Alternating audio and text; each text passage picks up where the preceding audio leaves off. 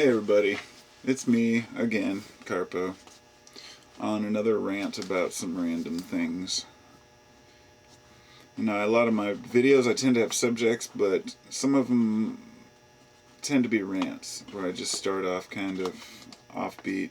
And it's funny because my rants tend to be the ones that somebody always says, wow, that's one of your best videos. Totally unintentional. Not that this will be. My whole point is that I do have a subject in mind here, and I guess it's this: I just don't know how to pursue it. I don't know how to tackle this issue. I've been interested in philosophy, you know, for a while now. I mean, I've been interested in the esoteric and all the you know, hidden knowledge and stuff like that for many years, but I've really only been interested in philosophy itself, honestly, for a couple of years now, I think, if even that. Really, I haven't really been into particular philosophers except for in the last year. It was just not that interesting to me, but I realized that in order for me to really have my own philosophy, I have to understand where others are coming from. Now, there are two different lines of thinking on this. One side says that you need to completely separate yourself from what others have already thought so you can be rational and have your own thinking. And the other line of thought says you have to be able to discard what others have found that was wrong or didn't work for them. And I think that's an important factor. So with that said, I wanted to cover an issue of philosophy. Since I've been into it, I've been getting into the deeper things lately. Like, I'd say more boring subjects, not deep in the sense that they're hidden or extreme or esoteric or anything, but that they are things that really need to be figured out. And these are very, very important in my eyes. Things like, why do we have free will, or do we have free will? Determinism, whether things are determined to happen and to what degree. Now, I know a lot of people just say, well, it is what it is, but it's not. It's really important that we figure out these things, because if free will isn't, well, the implications are beyond anything I wanted to explain here. I'll go way off track, but so some of these debates that I've been listening to have been about things like where we come from, whether or not the things we do, say, truly out of love, or if we're doing them because we're genetically, it makes us, makes our species genetically, it's better for our genetics. It helps to promote our species, to perpetuate, therefore it's genetically encoded for us to be kind to one another, have altruism, to share. And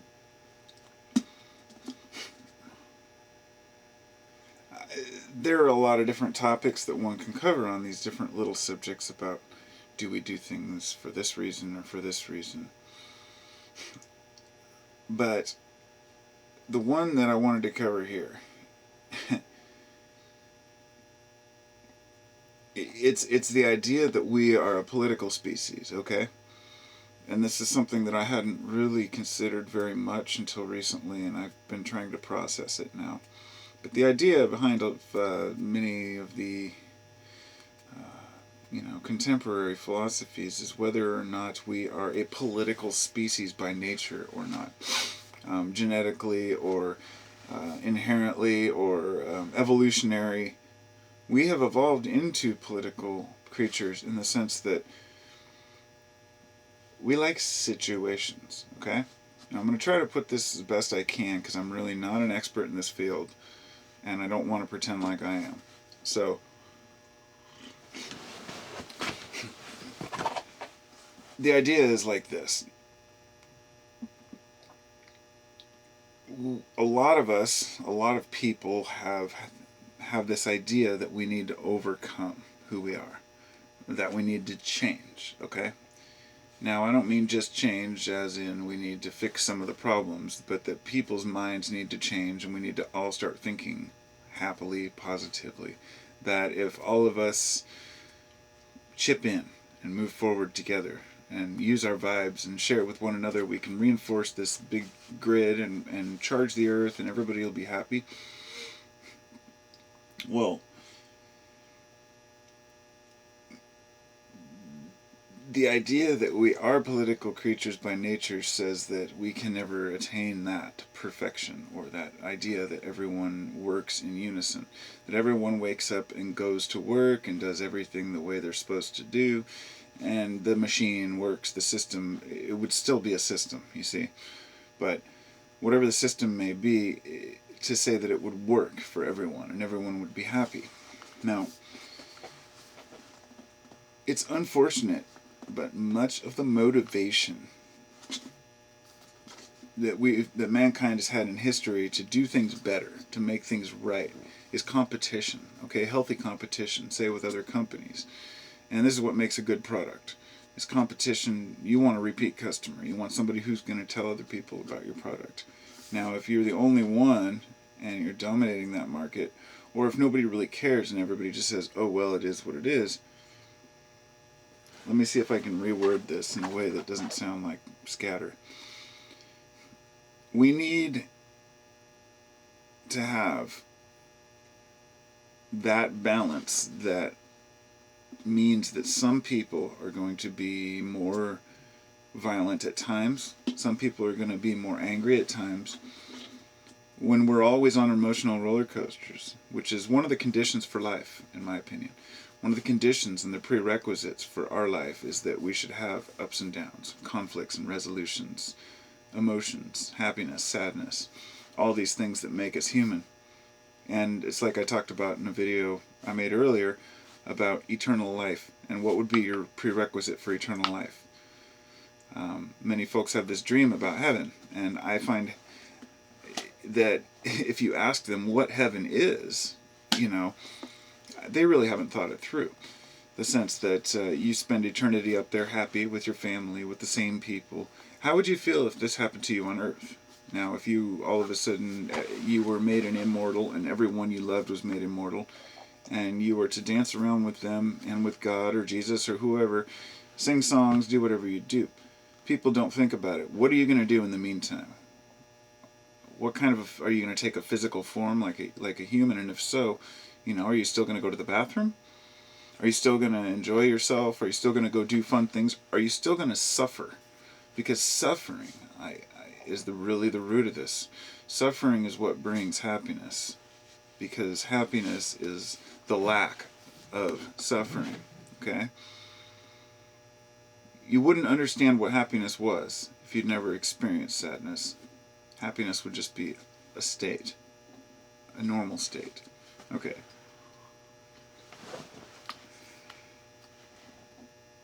And I think that this in itself is something that when you start to consider that we are these types of people, these political creatures, you see that the system isn't what needs to change. There are small parts of it that we need to adjust. And can we ever abolish all suffering is the ultimate goal for a lot of folks. Can we get rid of starvation? Can we get rid of conflict and wars and hatred? Well, we can't get rid of wars until we get rid of greed and selfish interest. But to a degree, selfish interest is what kind of drives much of who we are. And this is the whole conflict. This is the discussion. See, I'm not on one side or the other here. I'm presenting the argument that if we are by nature these confrontational creatures, should we change it? Can we change it? And if we can, how do we change it? And if we can't think of a way to change humanity to a better way of being, and who are we to say that is a better way of being? We cannot. You cannot fathom the consequences that happen when one thing changes in society. The amount of things that would be different. And it's easy for people to say, well, if people were like this, then things would be better. Or if people were like this, things would be better. But do you really have the answers? Do any of us really know what would make things better? Take a bill, for example, a bill that's put through Congress and everybody has their sides on it. I'm for this bill, I'm against this bill, okay? Think about how passionately right and left fight for this bill or against this bill. And then think about how many people you might hear talk about it at work or whatnot, and then in the end you realize that not one of them has read the bill itself, okay? This is how I feel about so many philosophical debates today. People are sitting there and they have an opinion on stuff, but they haven't even gone through the basic fundamentals of understanding what it is. You have to go through these passages, these paths. This is what the Freemasons call degrees. Okay, this is where the idea of degrees come from. It's because you can't just give someone the answers to a math problem if they've never seen the problem and expect them to understand and go, oh yeah, okay? You have to present the problem a piece at a time until that problem is so embedded in their mind they understand the fundamentals of how that problem works. Then you present them the answer. That would be the 33rd degree of Freemasonry or whatever. It's all symbolic these days, but the idea is that goes through so many degrees of knowledge for each individual person. I'm a person who's seeking to know fundamental roots of not where we come from. And I don't even want to know what God is, because I don't think I can. I honestly do not believe that we are capable as human beings of knowing God. Although we can know parts of God and understand and live in, say, Christ consciousness, live like Buddha, Krishna, whatever you want to follow is your choice. But in the end, you have to ultimately seek that within yourself that makes you stronger and makes you more knowledgeable in every field. And if what you think you know is compromised by what you're learning, and you stop learning because of that, then there's something wrong. See, if what you believe you know is challenged, there's nothing wrong with saying, okay, I was wrong. My example would be if Jesus appeared in front of my face right now and said, oh, son, this is the story, and this is why this is true, and this is what this means in the Bible, and it explained it to me, sure, I would believe it. The empirical evidence for any particular situation is different for each person. So none of us really have answers. And I'm just kind of talking here, but really in my heart I'm feeling that, like, people are really starting to get kind of to be a nuisance online. And I was taught, Queen Bee was saying something about how she stepped away from it, and people, if you step away from people and the negativity, then it just fades away, and that's exactly how I feel. I subscribe to channels that are positive and don't have negative things to say and don't worry and dwell on all this bullshit, because what they're doing is they're just telling you what's going on in society. They're not telling you about the good things or the good kittens that were saved, or you know what I mean. Nobody's reporting on the good news, because that's just for a laugh now and again. People want the down and dirty. And so, on that same study, I heard today they, on that lecture I was listening to, that they did a study and found that people who watch more television have a greater fear and anxiety when they go outside and into the world, go shopping, go driving, because all the news is doing is instilling this negativity in them.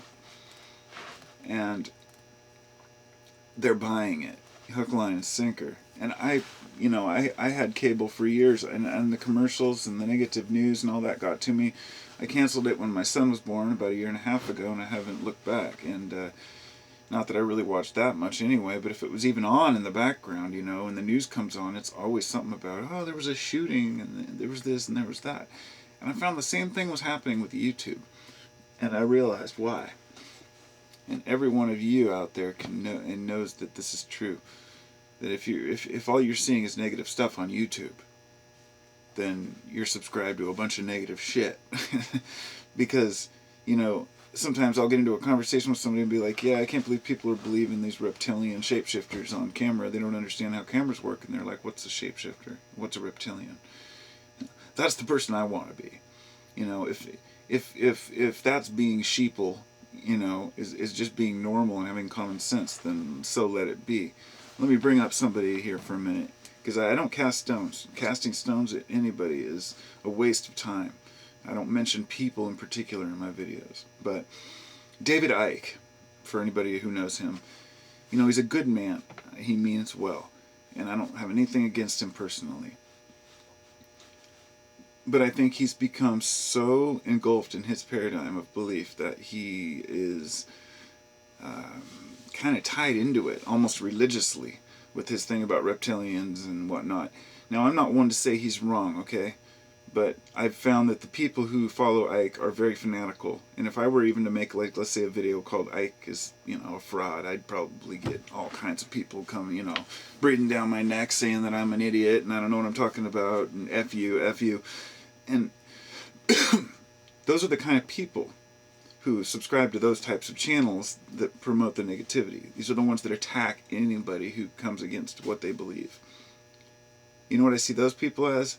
Religious zealots. Those are religious fanatics, dogmatics, and hardcore believers, but not even in religion, in something completely different. The religion of speculation.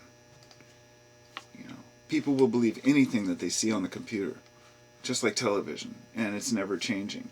And so, yeah, it gets kind of annoying sometimes, but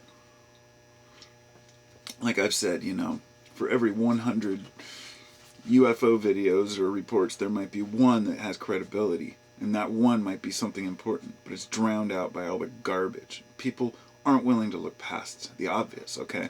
So, how does this tie in? Well, these are the conflicts we have between one another as to trying to prove ourselves, okay? One guy makes a claim, and the next person steps up and tries to tell them he's wrong.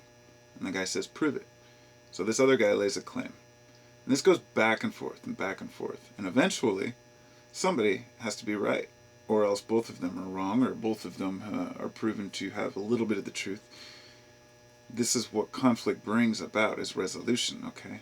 If one guy made a claim and the other guy just said, okay, peace, bro, there would be no conflict, there would be no competition, and there would be no science to actually prove these things, okay?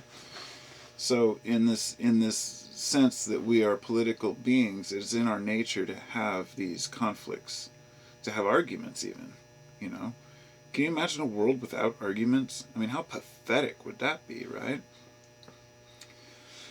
So like many people, and as much as I hate to admit it, I did go through a period in my life where I thought everything was all, like the way to be was to be completely passionate all the time and saying, I love everything, every situation, everyone.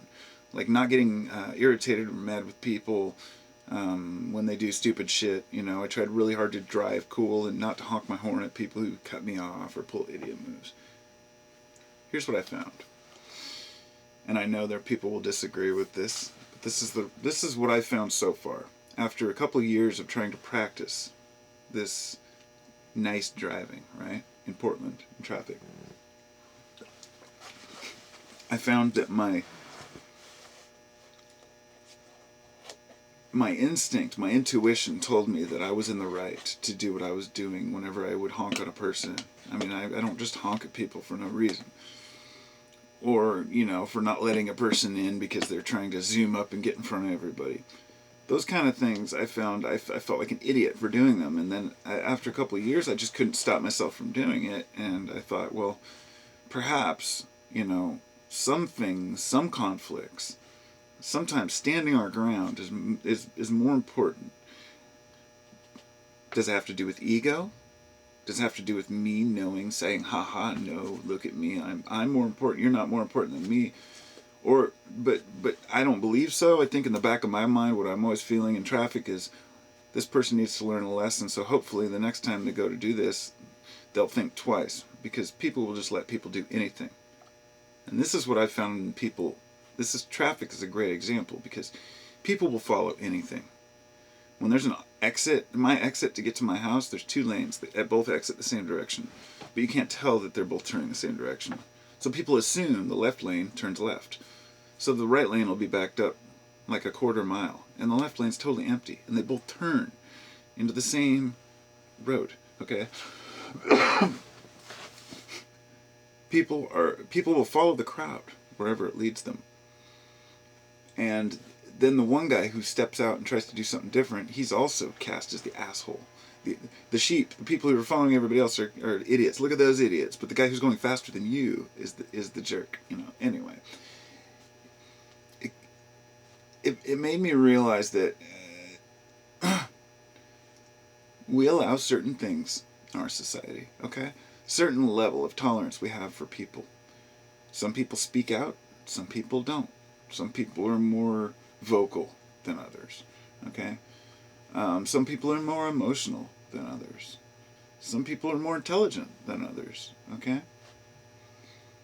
And some of these philosophies lead people to ask, are there better people? Okay? And I'm not going to get too much into this because this is I've kind of covered the whole idea about that aspect of whether we're political creatures, which I think that the conflict is part of the resolution. Okay? There's no resolution without conflict, obviously. So that's just another aspect of the balance. But what is the value of a human life? Okay? What is the value of a human being? And is there a money value you can put on a human being? And if so, how can you justify it? And I can explain how you can, but it's very complicated. Don't get me wrong. I don't believe humans can be compared to cash.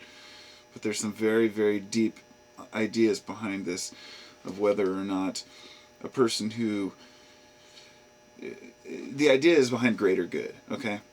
Say if you can kill one person to save 10, would you do it? It's that kind of stuff. And those are some of the weird questions. And the Zen teachers would ask those same philosophical questions. And that's why Zen is such a successful idea, because it's just questions posed.